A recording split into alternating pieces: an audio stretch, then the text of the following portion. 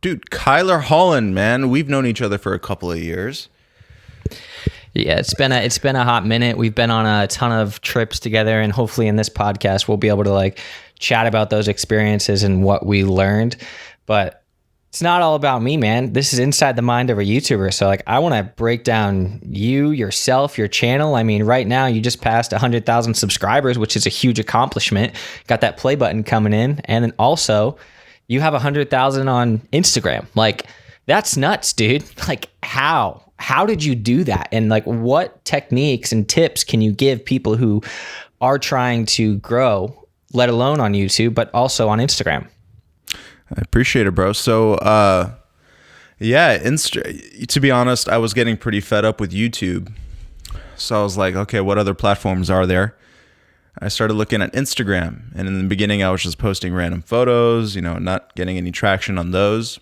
And then I was like, what if I just shrink down tutorials into like 60 seconds or less and see what happens? So my first, I think, Instagram tutorial was like the Harry Potter invisible cloak effect. And then once I published that video... Did you use a green screen? Yeah. Oh yeah. Dude, I have an old video of that. Like literally on my very first channel, like before even my main channel. Like that's nuts. We should do a side-by-side of those two clips. Yeah, that's we hilarious. should. Like that's literally how I started when I was in high school. Yeah, dude, it's pretty hilarious. So people ate that up, like short form content. Like, I mean, this, I remember talking to you like even before you were blowing up on Instagram. Like we were saying like, yeah, you just need to post reels. And I'm like, nah, bro, I don't want to do reels. Like why would I do that? Yeah. So it's like you capitalized on the moment and I didn't. So I guess it's kind of like now knowing how you started, what was your initial video? Because I always feel like it's one video that decides to take off that is like, all right, this works. So how and when did you find your like niche of what works? So yeah, after that Harry Potter cloak effect, I was like, oh damn, okay, people are really enjoying this. I think it got like 100K views in 2 days, which for me at the time was a lot because that was my first like, oh damn moment, So I kind of like started analyzing how I did that video and why people would be interested in something like that. And that was, the number one reason I think is because I had a green screen. People love green screens. Like they love it. Well, and it's like hard. Like the technique of keying out a green screen and making it clean. Like nowadays editing software makes it look easy, but a long time ago, it wasn't the greatest and easiest thing to do. So I think it's like you're giving the audience, like on Instagram, something valuable, like something that they can use quickly and easily. And as soon as you show them how easy it is and how cool it is, they want more. So it's like, I feel like you capitalized on that moment. Yeah, exactly. So listen, people don't want to spend hundreds of hours learning how to make effects, and they don't want to spend so much money on like fancy gear or anything like that. So I kind of thought about, okay, that's the type of audience I want to go for. So I tried to make these videos as simple and as easy as possible. And literally under 60 seconds, split screen of me doing stuff. I had a wide shot of Final Cut Pro, and then I had like a really zoomed in shot of Final Cut Pro so you can see like exactly what I'm doing. And then I did the same thing with how I shoot it, like the BTS and stuff like that. So I also thought about like people's attention spans. They're really, really short. So you got to have two screens going at the same time. People are always looking up, looking down, So I thought of a way to actually just keep their attention. So the split screen is like really, really key. And it worked. I started doing a lot of other tutorials on Instagram, focusing on the split screen, not keeping any shot longer than 3 to 4 seconds. That's another thing I learned. So things constantly... like short attention spans. Like if you're holding on something for too long, like they might get bored. Exactly. So you're just trying to amp that up. I mean, that's like looking at editing styles nowadays. Like look at Mr. Beast, like his videos, like he'll spend millions of dollars on a video, but like the way he edits, it's so captivating because it's not these long drawn out cinematic takes, which I personally love. It's just these like quick in your face, like, yeah, I gave a guy $10,000. Here you go. Boom. And then on to the next thing. Like, yeah, you are kind of like brainstorming new ideas of doing that. And you've seen what works on Instagram. You've seen what works in that realm of things. And like now it's just how can everyone else like apply that knowledge to their own reels. And I think that's valuable information. Like he just said, like make shorter, punchy clips, include a lot of information on one specific reel, because if somebody's clicking on something, they're clicking on it to learn. They're not clicking on it just to like watch you, unless you're like a celebrity, you know what I mean? Yeah. So it's like, I think the way you're going about doing it is the right way. Yeah, man. And let alone like, sorry to cut you off, but like even vertical videos now, like the rise of social media, like everything's 16:9, but now it's like 9:16. Like how can you fit so much information on one little screen? But so many people are scrolling. Like if you look on polls and stuff, like people like 40, 50%, 60% even are watching content on Instagram, on TikTok, on YouTube Shorts, on everything. And it's all vertical. So what's your main thing? Like how can everyone take this approach to just creating better vertical content? Yeah, I would keep saying like focus on that split screen, focus on that, short attention span mindset. So 3 to 4 seconds on each different shot, and just like, how, what's his name? Cold. What's his name? What's his first? Yep. God. Sam Colder. Yeah. If you look at his edits, dude, they're so overwhelming and overwhelmingly good. Let's just say that. But they're overwhelming. Yeah, I was waiting for it because I'm like, bro, you're treading on some ice right now, because I freaking love Sam Colder. Like I looked up to him when I started out and stuff, and it's like no one was doing that crazy stuff, and now it's like everyone's doing it. But exactly, he kind of pioneered a lot of that initial transition element, like creating dynamic stuff. And like honestly, like even right now, like this is a topic that I want to talk about in today's podcast, but perfect transition, dude. He fully switched editing softwares like a couple weeks ago. Like he said, I'm done with Premiere, I'm going to Resolve. And I'm like, that is a big and bold statement, but he had some good knowledge behind why he did it. And that's also like where I'm thinking, but his editing style is what is easily consumed. It's easily consumed because there's just so much going on. Like he doesn't keep the same shot for more than a couple of seconds. And if he does, then a bunch of other stuff is happening at the same time. Like boom, boom, boom, boom, boom, boom, boom. There's no dull moment in any of his videos. So that's another reason why people watch his content so much, because so much is going on. So I kind of picked up on that as well, and that was really interesting. And then there's Sam Colder, and then I'm like, my brain is blanking on a bunch of names right now, but there's a few other people that edit in like similar styles, right? A bunch of different effects. Got like Sam Colder, Matt Como, Rory Kramer, that one blonde kid. Like a lot of these guys I've even worked with in the past on like different projects here and there. Like some vlogs, like Matt Como just popped up in it, and then like that one blonde kid, like I've helped him out with some like packs and glitch effects for the Chainsmokers. So it's like nuts to think that like through everyone that we've looked up to and like the editing styles that are happening, like we're able to use our knowledge that we've shared with the world and also expand into like real people. Cause like a lot of people think like, oh, you're just a YouTuber, man. Like, no, it's like, it's more than that. Like being a YouTuber is more than just making free assets, making tutorials, making gimbal and glide or steady cam tutorials. Like it's more than just sharing your knowledge. It's about making a community. And that's kind of what I've done on my channel of like anyone I meet, I'm like, yo, let's keep collaborating on things. Like even Josh, you and I, let's think about the first time that we planned a trip together. Do you remember what happened? Dude, the first time I met you, it was you flew into LA. That was the first time I met you. You flew into LA, and we were just hanging out.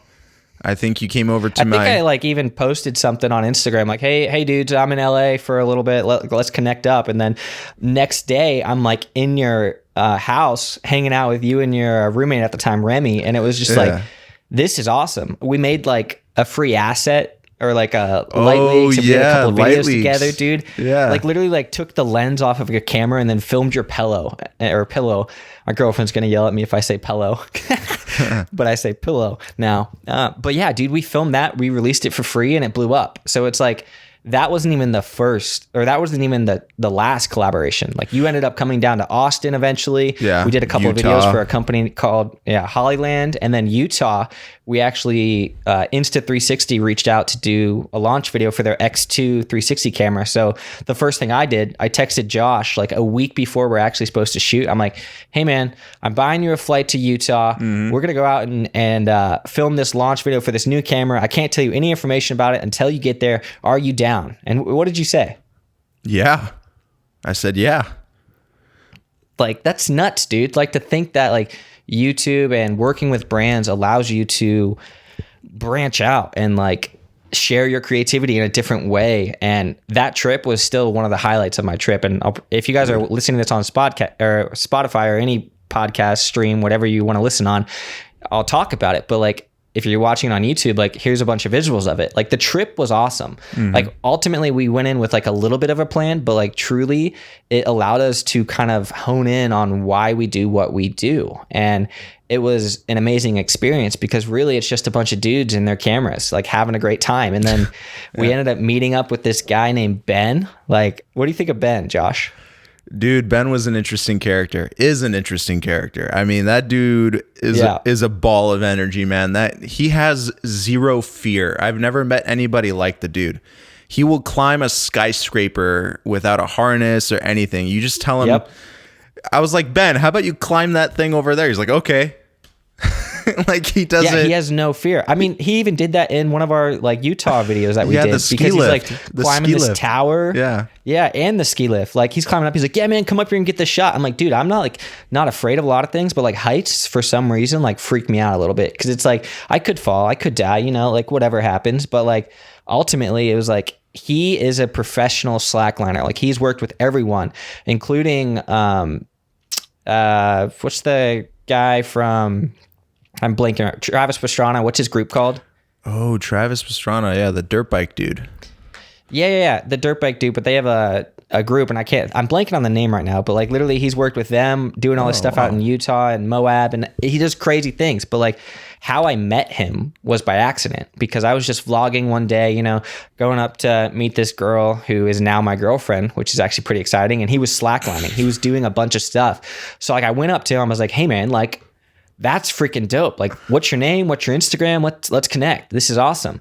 And so he basically started that initial conversation with allowing me in and branching out. And that's like what I say to everyone. It's like, look, you could say you're the best person in the world, but like the minute you stop and you close everyone off because you're too good for them, that's the minute that you lose, because that initial experience got his number, got his contact information. He hit me up on a couple projects.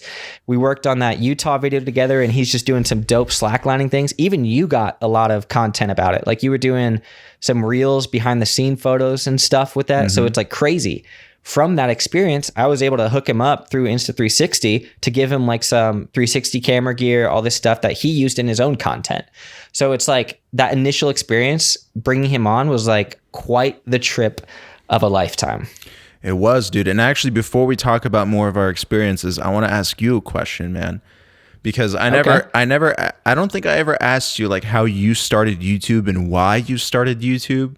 So before like we talk about the other stuff that we did, I kind of want to see where you come from, because your YouTube channel blew up and you make all these, you don't only do tutorials on effects, but you teach people how to build the effect, you know? Yeah. It's like, the power is in the creator. So it's like, if you hold everything, like if I didn't show how to make these things, it would just be showing you like, here's a free asset, use it. Yeah. Like nowadays people buy a LUT pack and then they're like, all right, this is all I need. I just throw the LUT on, that's it. But no, like you need to think about the exposure. You need to think about lighting, temperature, all that stuff to like add on to it. So I started YouTube for the main goal of sharing my creativity with the world, because the way I looked at it is, in my last podcast, I even talked about this, but like, if you think about it, a photo's worth 1,000 words, a video's kind of like priceless, right? It's like, you can see and feel the emotion a little bit more than a photo can. And I'm a photographer as well, so that's not a bash to you guys who are photographers. But I found great joy in helping people, because think about it today, dude. YouTube is a vast place for knowledge that can be consumed easily, and it's free, right? So Right. it's like, why not share everything you know and help someone out? Most of my following's from India. So it's like, I have people DMing me every day, like, hey man, I appreciate this, I appreciate that. So I started it for sharing my creativity, and I'm finishing it and continuing it as continuing to spread knowledge and let you know that you don't need to go to film school. You don't need to do all these things, right? You can learn everything for free online, and you might surprise yourself along the way. So that's basically why I started videos and stuff like that. And also it's like people were eating up tutorials. Like earlier you talked about Sam Colder and all that stuff, transition things. Early in the stages of 2017, you didn't really see zoom, spins, or slide transitions out there, right? It was just kind of like this initial thing. And then all of a sudden everyone started doing those. And I was like thinking about it. That time when everyone started doing it is the same time that I released a zoom, spin, slide transition pack. And now that pack has over like, I think 50 to 100,000 downloads. I haven't checked it recently, but like in that initial week, that's what launched my channel, because that was my first preset pack. So I was like, all right, people are eating this stuff up, like let's try it out. So then I made more preset packs, and before you knew it, I had 100,000 subscribers on YouTube. Oh yeah. And now I'm sitting at 250,000 subscribers. So I think it's interesting, dude, because like, you know why I started, I know why you started, but bridging the gap between all platforms is what you have been able to do. And I have yet to try that in terms of growing both on YouTube and both on TikTok. So I can tell you how to get to 250,000 if you tell me how to get to 100K on Instagram, you know? So it's like, I think we both have experiences in the same realm, but we're also very different about how we went about it. And that's the great thing, is because just because you're different than someone else doesn't make you less of a human. Mm-hmm. So that's it in a nutshell, I guess. Yeah, man. I mean, when you showed up to my apartment in LA and you brought out a pillow, or you just took one of my couch pillows and you're like, hey, we can make some cool light leak effects. I'm looking at Kyler. I'm like, dude, what are you smoking, man? What are you talking about? And he's like, yeah, dude, just trust me. And then he literally just takes off the lens and then he shines like a light through this cup. And I'm like, I don't understand what you're doing. And then he puts it into like Premiere and he shows me how to composite the light leaks. And I'm like, whoa. Yep. Yeah, dude, it's pretty mind-boggling. Like when I think about transitions, I always tell people like this, like the next time you see something that you like or you have a stupid idea, try it yourself. Don't go to YouTube right away and say, oh, how do you make a light leak, right? Just think about what happens. Like think about it like this, breaking down that initial moment. I was sitting in your apartment. I took my lens off to change lenses when we were shooting something in your apartment. Immediately, my camera was still on. So then I saw that like I had some sort of, I don't know what the hell it was called, like a bleed. And I was like, all right, this is pretty cool. So then let's try a technique out of that. And then using blend modes, I was able to create some light leaks from that. So it is pretty cool. It is an interesting idea, and you just got to keep playing around with different things. But I always say, try it before you buy it. You know, it's like you might be able to create something before you have to purchase this $3,000 preset pack or whatever the heck it is nowadays.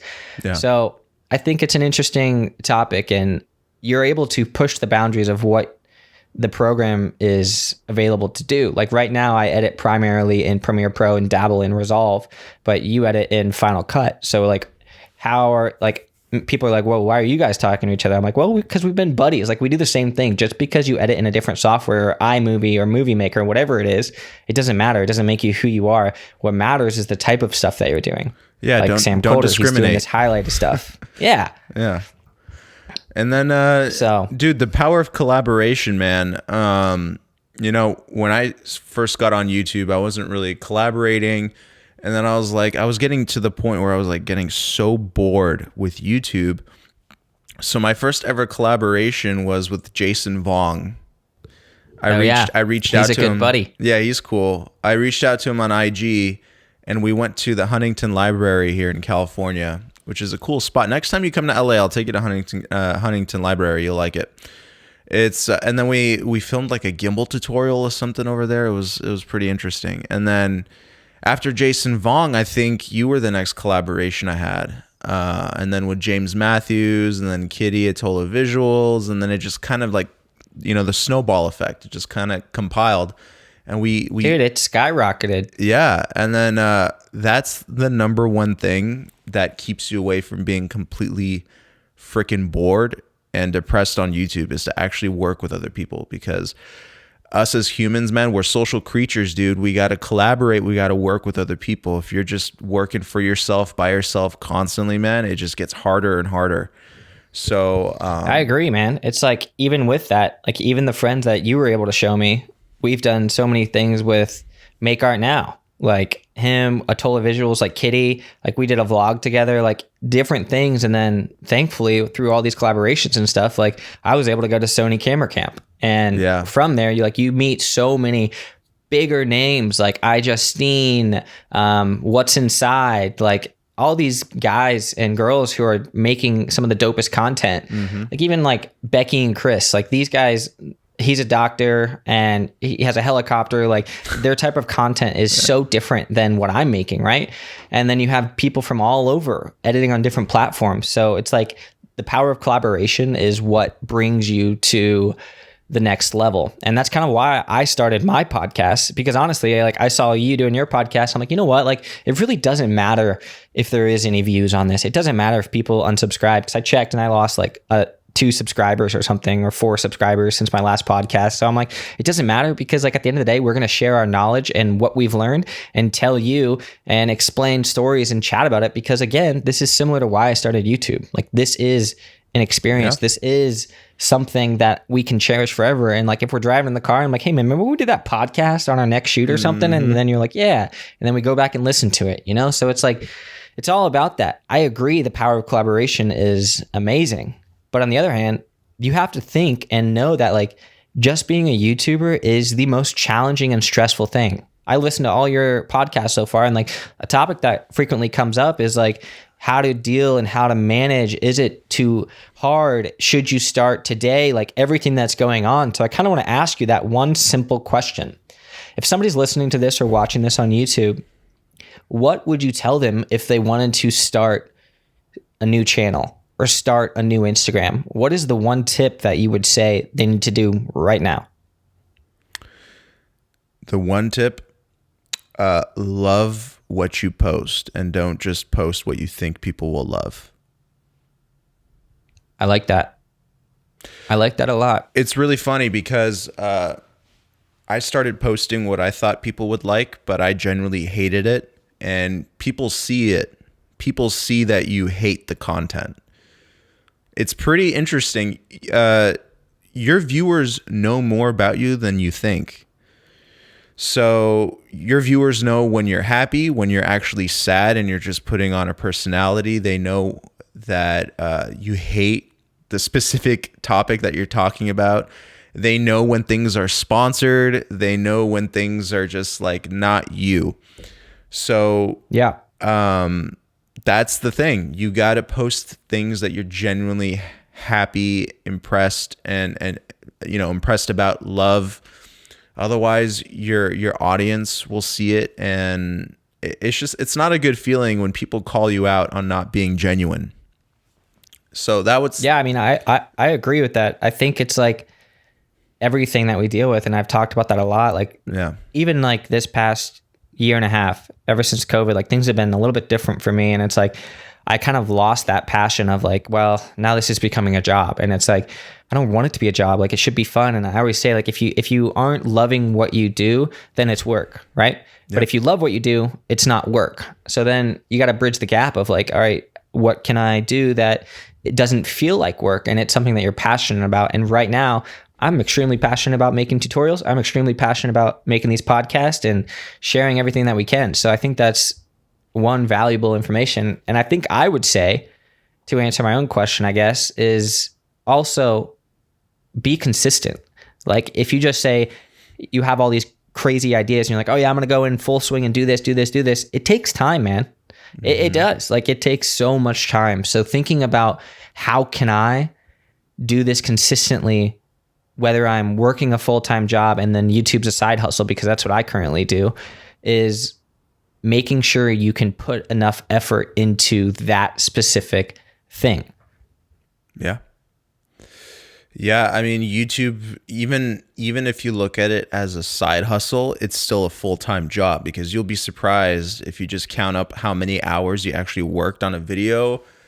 it will end up being like 30 to 40 hours, surprisingly, on how much people actually work on YouTube without even really thinking about it, you know? So you say it's a side hustle, but it's like a full-time job. You may not be making as much as a full-time job. So, you know, your devotion. Dude, even with that. Yeah. Even with like the amount of effort that you put into these videos and stuff, it's like you post it. All right, you got 500 views in a week. Like that is so hard on new creators, because it's like if you post something and you get no views, like that's gonna happen. You have to think about Josh's channel and my own channel. Like when I started in 2008. I didn't grow to 100K until 2017 because I changed what my channel was about. I said, this is what I want to do now. So it's like, you got to think, you're going to fail for years. It just takes one video. It just takes one idea that works and then keep going with that idea. So it is challenging. And maybe you have that same experience too, man, of like, you didn't really know what you wanted your channel to be. You didn't know what was going to work. But now I feel like you and I both have an understanding of what works online and what doesn't work. Yeah, I'm kind of coming to the realization that a lot of stuff stopped working on YouTube. Like a lot of stuff. I agree. And our clique, right? These are all the YouTubers we've hung out with. You know, Kitty, Jason Vong, James Matthews, Sydney, you know, Kyler, me, Make Art Now. We're all in like one big group. We've all met up together. We've all talked about YouTube, and we all agree that things have changed drastically. Like I was talking to Make Art Now, and he's like, yeah, man, I could be at 2 million subs. He said and I was like, yeah, dude, of course you can be at 2 million subs. But then he looked at me and he said, well, then I would have to upload 3 times a week. And uploading videos at Josh's or Make Art Now's quality 3 times a week is impossible. That you can't do that 3 times a week. It takes, if you look at his upload frequency, it's, you know, one video like every 2 months, right? That's how long it takes. It takes that long and that much work, but like people see it and people understand that. Like I remember looking at his first initial videos, I'm like, this guy's freaking dope. And then literally I saw him at camera camp. I'm like, yo, bro, what's up? And then from there, we just kind of kept chatting. And then I was in a couple of his videos, but it's like, he's making the next level content. And that's what you got to think about is like, I think of YouTube as like categories of like, okay, I'm at this level, someone else is at that level, but it really doesn't matter what level you're at. Like you can have the basic knowledge and your channel can blow up, because playing into the algorithm, playing into how it works, what's going to get more views, clickbaity stuff, like it doesn't really work nowadays, man. I was just having this conversation with my girlfriend of like, I just feel like if I make something that's so exciting and very rewarding for the viewer, it won't perform well anymore. Like I can't just make a video and then it blows up. Like physically, like everything has to be perfect in YouTube's eyes of like, your persona, like what are you talking about it? Is it safe for ads? Like there's so many things that go into it now where it's like, all right, I'll post a tutorial and like not a lot of people watch it. And there's so many things to it. Like maybe I have a lot of older subscribers, meaning like they subscribed in 2017 and no longer edit videos. You know what I mean? So it's like, you never know. But I always say you shouldn't create because you have to. You should just create because you want to. And that's like my motto I stick by. So it's like, it doesn't matter if you're getting 5 views, 10 views, 1,000 views, because at the end of the day, you're making something because you love it. But what happens when YouTube becomes your full-time job? And you depend on those views. If it does become your full, I also have that conversation with a lot of people too, is like, look, if you're doing YouTube for a full-time job, you have to figure out ways within YouTube of making more money. Even you've talked about it on your podcast of like spreading your income, of like when you talk to brands, like sticking down and playing hardball of like, no, it is $1,500. Call me back when you can meet that, or let me know when your team has budget for me. And it's like, it's because like we are doing this as a full-time job. It's not at a point to just, oh, this product is okay for payment. You know what I mean? I get it. It's nice. But at the same time, it's like you have to like bridge that gap, and you have to use affiliate links. You have to do all this other stuff. It is not as easy as just uploading a video, because people online, you guys just see the end product. You don't see the 40 hours that Josh is putting in a week, right? So it's like, there's a lot that goes into it. But if it is your full-time job, take everything that he talked about earlier and what I said about being consistent and do it. Because most people who are using YouTube as a full-time job, they're like, oh, I'm only making like $3 a month in ad sales. I'm like, yeah, because you're just starting out. Everyone else is doing the same thing you're doing, but how can you do it better? So our friend, Make Art Now, he's doing something that no one else is doing because the quality of content that he is putting out is so insanely next level that I don't see anyone matching that anytime soon. And if you do, kudos to you. But yeah, man, like you have to bridge the gap. You have to find other ways of making income. Like I'm sure you have done as well. Because like, what'd you say on YouTube? Like, what is your main sources of income? Right now it's brand deals and affiliates. Brand deals and affiliates. Yeah.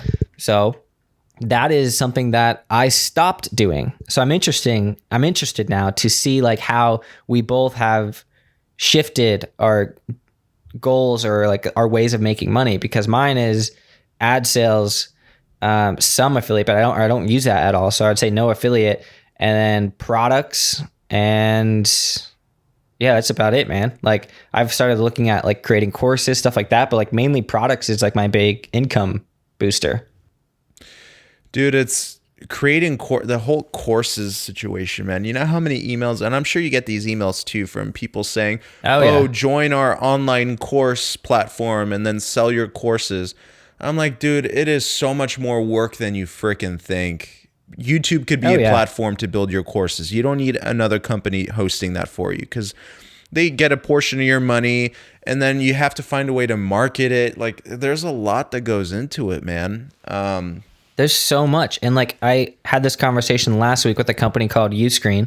Yeah. They pulled me in and they're like, hey, like this is all everything. I'm like, yeah, it looks great. But like at the cost per month and then the setup time, like the amount of hours you have to go into planning each thing, it takes time. So I was like, yeah, I'll think about it. But like ultimately, like I'm probably not going to do anything with it because like I physically don't have time to do that because I'm releasing everything on YouTube for free. And eventually I might get to that. But like if I were to do something, I would already integrate it within my website and I would design it myself. I would build it up from the ground up from myself using my website provider and stuff because everything's seamlessly integrated, right? Yeah. So it's like you're looking at that. Is it worth it? And then the thing I'll tell you, man, is like I just found this out.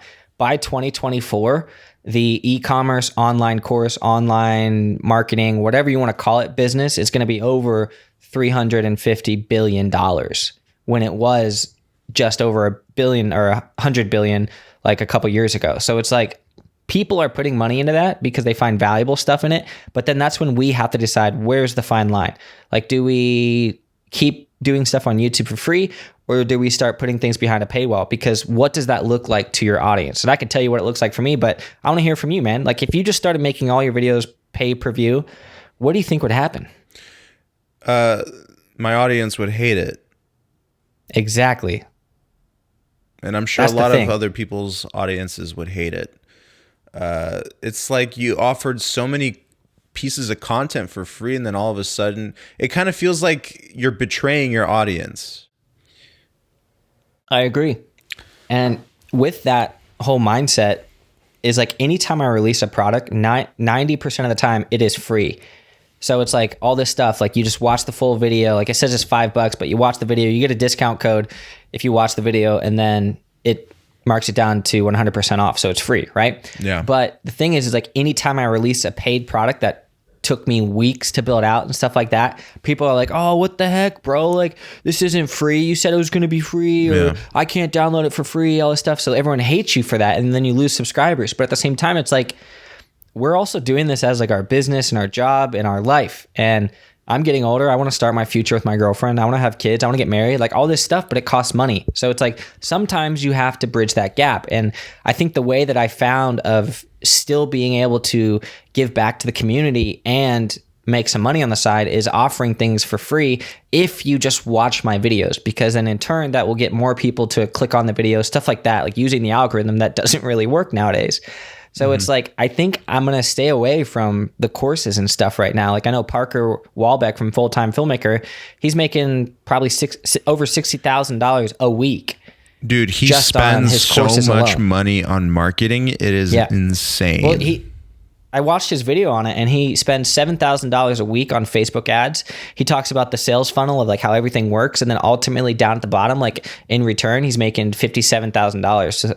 So then take out the 7,000, he's still making $50K a week. But like knowing how to do all that, doing all that from one person is completely unfeasible. So he has a team helping him and build out these things and all this stuff. So it's great what he's doing, but it's not really feasible for us, single man shows, because I haven't hired anyone. Like, have you hired anyone to like help out with things? No. Yeah, man. But the history behind Parker Walbeck, right? Like he used to shoot for Devin Graham, Supertramp. Yeah, Supertramp, and then he branched off and then blew up bigger than them because he didn't like what they were doing and stuff. And he's like, I can do this myself. Yeah, dude. So I actually talked to Devin a few times. I met him when I was working with this YouTube chick. Her name was Olga K. Like she was like a big vlogger back in 2016. And I went to VidCon with her. And that's when I met Devin. And yeah, I actually met Annoying Orange, the guy who created Annoying Orange. Yep. Remember that? I met him at VidCon, and I met Lindsay Sterling there. And yeah, like that's another whole big group. They're like OG YouTubers. So yeah, like back in the day before YouTube became like a job.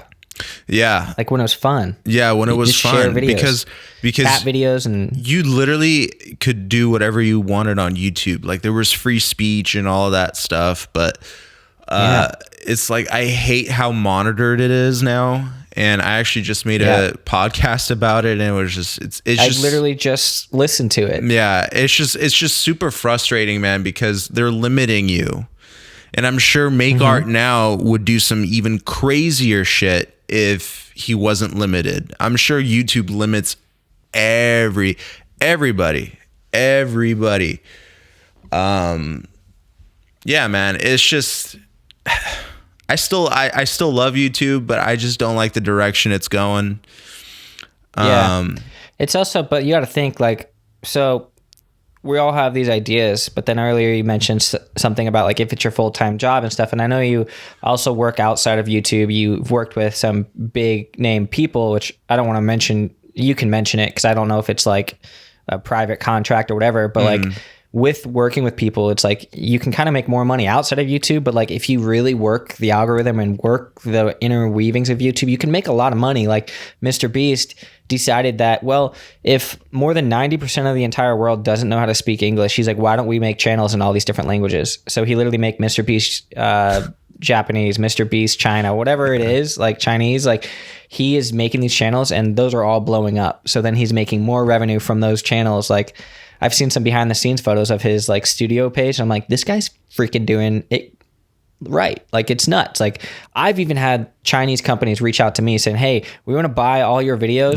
translate them and post them to our website. And I'm sure you have too. Yeah. And it's not a scam. Like it's real, but I'm like, I'm okay. Because it's like, it's new for me. Like I don't have a manager. It's so much work. And I'm like, damn. But yeah, I don't know what direction YouTube is going in, but I know that the reason why I create is not because I have to, but because I want to, right? Like what I talked about earlier. So it's like, you have to find it from within. And I think you and I both, no matter what, we are shifting to the direction of we're going to do what we want, not really what YouTube wants us to do, not really what everyone else is telling us we should do. There is no bad idea.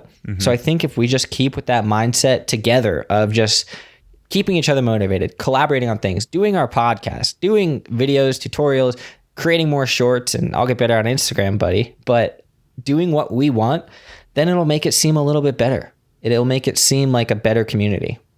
I agree. I think that's the number one thing to focus on, man. Also, I wanted to get your take on this too. How do you handle a brand?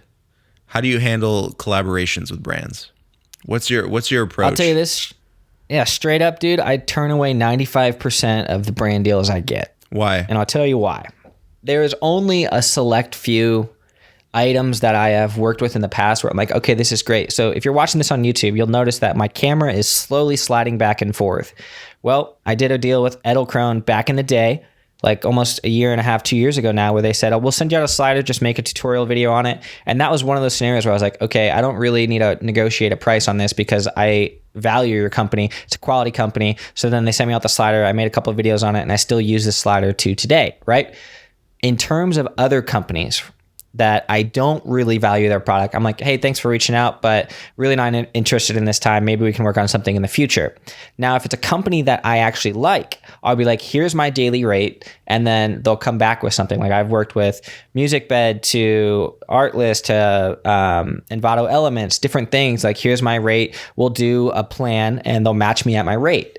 And then if the feedback that they get isn't what they were expecting or the clicks weren't expecting, then that rate would be lowered for the next time, or I could have the potential to increase my rates. So it's kind of setting your own rates, like what's your daily rate? How much are you going to charge for a video? But I also look at it as I don't like doing dedicated videos anymore.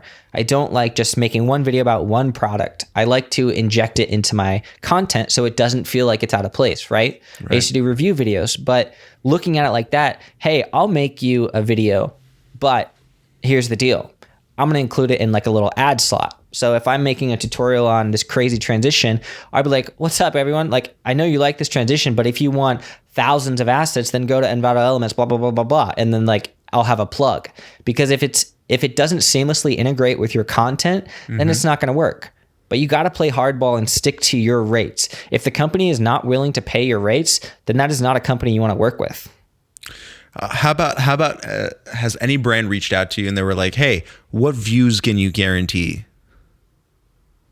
I tell them, and I tell everyone this, look, you're not paying for the views you're receiving now. You're paying for the years that it has taken me to build my channel to this, to the potential for this video to blow up. Because just because it didn't blow up in the first week doesn't mean that 5 years from now, it's still going to have 1,000 views. 5 years from now, it could have 25,000 views. And that's still people clicking on your content. It still lives forever. It's not like, oh, I need 1,000 views in a week. You will get that over time. So I'm like, there's more value in your channel content. Because think about it like this, man. 5 years ago when you were doing brand deals, right? What was your channel at? Like 10,000 subscribers? Yeah. 20,000 subscribers, right? So think about it now.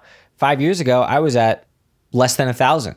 Now I'm at 250,000. So that brand deal I did in 2016 is going to get a lot more traction and visibility because my channel has grown from less than 1,000 to 250,000. So I tell them, think about the future and what is going to happen. Have you ever been taken advantage of by a brand? I would say so. I would say in terms of what the product was and what I received was not it. And I play hardball with them. I'm like, hey guys, like, I'm not comfortable sharing this with my audience. So I would say in that terms of saying like they want the product out and then they're yelling at me, all that stuff, but like I'm not going to make a video on something if I don't truly use the product or feel that the product is valuable. So then I'll say I can return this free of charge, and they'll be like, well, you need to pay for shipping, all that stuff. I'm like, no, like you guys sent this to me. You can print a packing label and give it to me and I'll give it back to you guys. Cause like I'm not going to use this, right? So it's like when I get taken advantage of, I interpret that as something that was promised that wasn't really ever delivered or executed on and stuff. So it's like you're taking my time and I will use this product, but when it turns out it doesn't really work the way it was supposed to, then I can't do anything on that. So what would you say, like maybe your top 5 brands that you were happy working with? Holland, 1,000% is the best brand if you ever get to work with them. I've turned down a lot of their products recently just because I'm shifting directions, but like literally it all sits on my shelving up there. They are the best company ever. Every holiday they'll send me like this giant Christmas pack. Like my girlfriend, my dog and I, they sent me this giant like puzzle that you can like put together. Like it's so thoughtful. Yeah. They're looking great at it like that, and I love it. They are the best. So Hollyland, if you guys are listening to this, I love you guys. I will reach out soon so we can chat and catch up. Yeah. But on the other hand, hopefully I don't get in trouble for this, but in the terms of audio, think about like this. How many music providers are there out there in this world, Josh? I only know of like 3 big ones. Yeah, like name them. MusicBed, Epidemic, and Artlist. Yeah. So those three main ones, right? So I had each three of them reach out for videos, and I've done videos on all of them, right? Starting last year, I cut ties with MusicBed entirely because they wanted me to go into an exclusive contract, and I was like, I can't do this, right? I don't want to do that because when I think of exclusivity, I think of limiting the creator because you might find better music somewhere else. And I told them that in my meeting with them. I was like, look, guys, I can't do this. So maybe I was taking advantage of there because like your link is everywhere in my description. I promote you guys to this day. So let me continue helping the creator and share all these other ideas because maybe MusicBed isn't right for someone. Maybe someone else wants to go to Artlist, which Artlist is my main go-to now. Like I'm probably going to do a video with them this week. I had a meeting with them and it was awesome. Like they hooked me up with all the sound effect pack and stuff. And like we're working on deals of like giving the creator more stuff. So it's like when a brand wants to get exclusivity rights, it may work for some people, but I'm not going to stick to one brand because we change cameras weekly. We change programs every now and then. So it's like things are going to change as the environment changes. So I think when brands try to make exclusivity rights, that's when I feel taken advantage of. Yep. I mean, yeah, a lot of brands nowadays especially think they own the creator. So they'll do whatever it takes to keep them on a very short leash, right? Yeah. So when you read a contract, how do you read it? Do you like, how long does it take you to absorb all that info? Like, how do you come about it? Yeah, like most of the time it comes in through an email. It's not like an actual contract signed form until we get to the next step. So it's like you read this email, you see like what they have to offer, like what's going on. And I'm like, all right, I want to move forward with this, right? So then I'll reach out like for Instant 360. They had this initial thing like, hey, this is NDA, you got to sign it, new camera's coming out. This is like a couple months before the camera was released.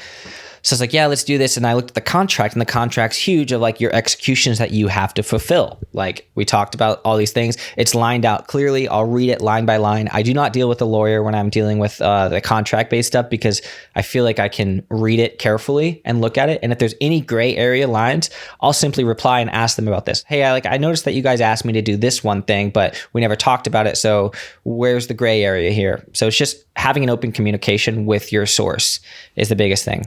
Yeah. Never, guys, for those of you who are watching this, never be scared to ask questions. Don't be intimidated by the contracts. Always ask. The more questions you ask, the better. And if the brand gets irritated, you shouldn't be working with them.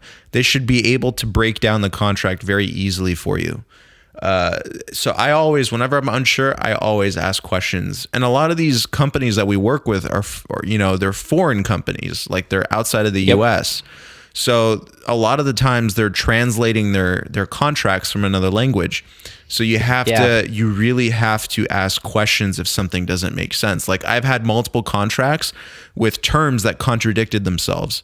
So I had to, I had to like ask questions about this, and you don't be scared to ask questions, guys.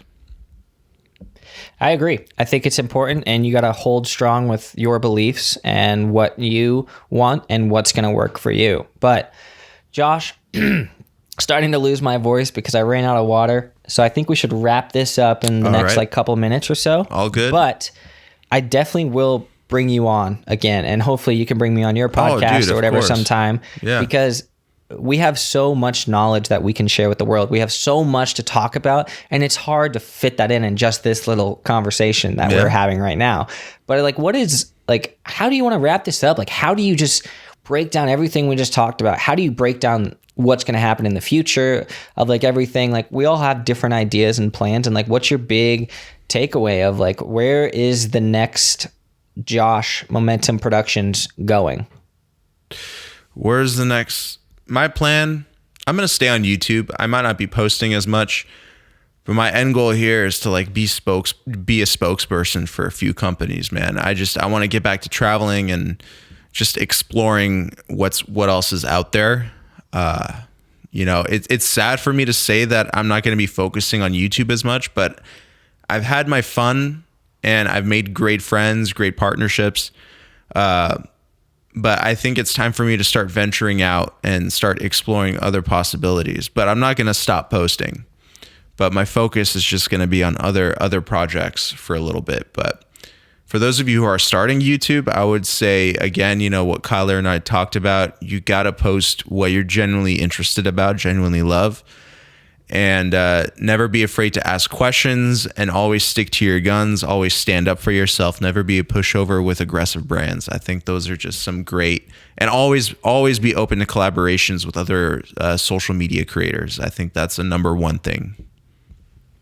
I completely agree. And I'm glad I hear that you are branching out, because that's the biggest thing is don't limit yourself to one thing. If YouTube's not working anymore for you, try different things. Yeah. Go freelance stuff, work for a company. Right now, I decided to work a full-time job down in Austin, Texas, and it's completely changed my life. Mm-hmm. So now looking at it, it's I'm still trying to manage both. And then where does the next step lie for me? And it's I don't know. It's I'm still going to be making YouTube content like you are. And it's just the frequency is something that I want to get back into, because we talked about earlier, it is becoming harder and harder to blow up and grow on YouTube. My subscribers each month, it starts to decrease, and now I'm on the back up. But there was a peak there where I was doing 17,000 subscribers a month. Mm-hmm. And I won't ever see that again, I feel because it's just so much. Everyone's doing the same thing you are, but they're doing it better. So it's what can you do, that's going to change the narrative of it's too hard, all that stuff. So I think that's a great model to have. And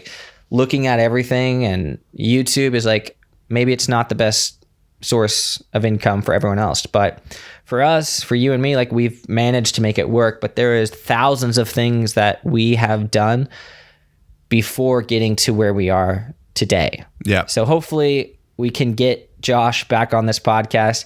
And if you guys are enjoying it, please let me know down in the comments below.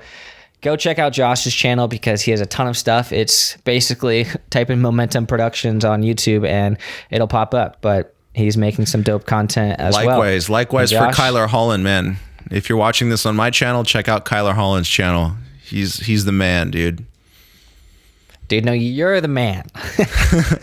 Dude, thank you so much for coming up with this idea to have us collaborate on this podcast, dude. It was brilliant. I had a great time. We definitely got to do more of these. Yeah, I'm totally down. That would be dope. Until the next time, Josh, I'll see you there. See you there, bro.